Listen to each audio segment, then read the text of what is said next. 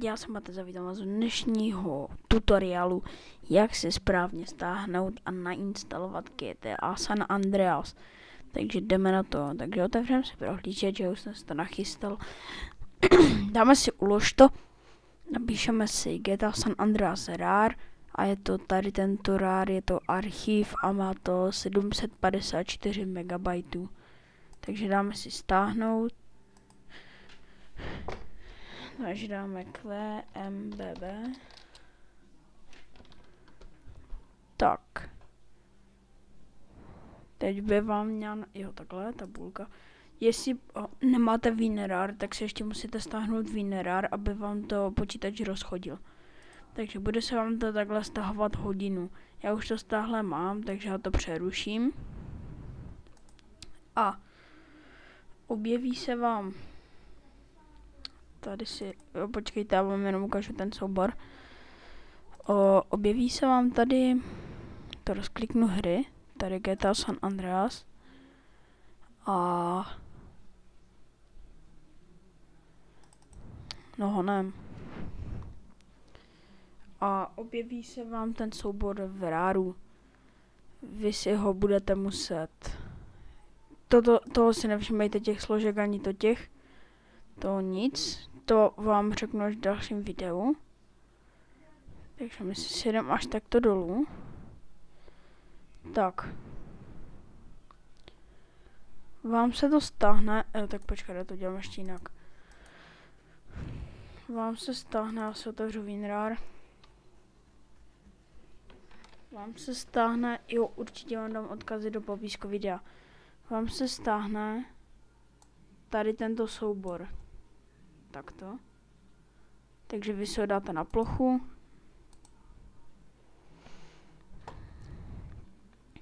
Takhle počkáme, až se nám to tam hodí. Já tohle můžeme zavřít, tady tuhle složku. Tak už nepotřebujeme, no vlastně internet ještě můžeme nechat otevřený. Tak WinRAR můžeme zavřít.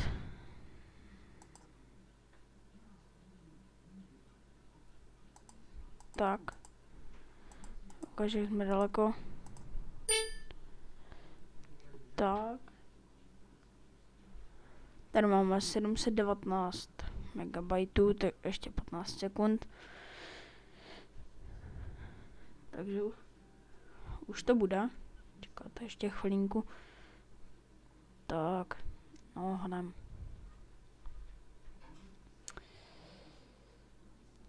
Tak. Zobrazí se vám na ploše tady tento soubor. Takže vy si na to kliknete pravým.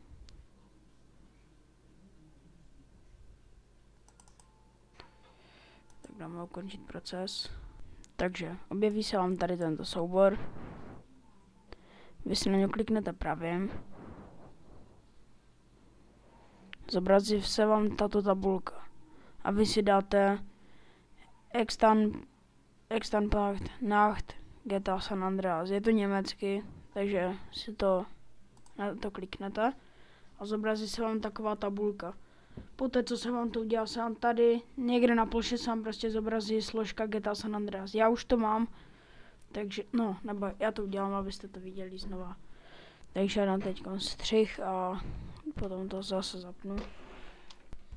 Takže už dám zpátky, zobrazí se vám, až se vám to extraduje. Já jsem to tady nějak nemohl zrušit, takže jak se vám to extraduje, tak budete mít buď tuhle, nebo tu složku, je to jedno. Takže si ji otevřem. A teď si jedeme dolů. Těch složek si nevšímejte, to já už tam mám nastahované. A zobrazí se vám tato ikonka, jo, což je GTA. Sakra, dneska mě ten komp trolí fakt neskutečně. Ne, storno. Sakra, storno, tak. Dobré. Tak, zobrazí se vám tato ikonka. Potom, kdybyste chtěli, tak tohle jsou všechny mise, co tam jdou. Já jsem si je teda stáhl, protože jsem mi to nechtěl procházet všechno. Jsem si je stáhl, je to GTAčko teda v angličtině, což je trošku nevýhoda. My se ho spustíme. abyste věděli, jak to funguje. Takže tímto se s vámi z GTAčka loučím, pokud se vám video líbilo, tak dejte like, odběr, sdílejte a já to sestříhám a ještě dneska by to mělo vyjít na YouTube, takže sdílejte, určitě mě doporučte.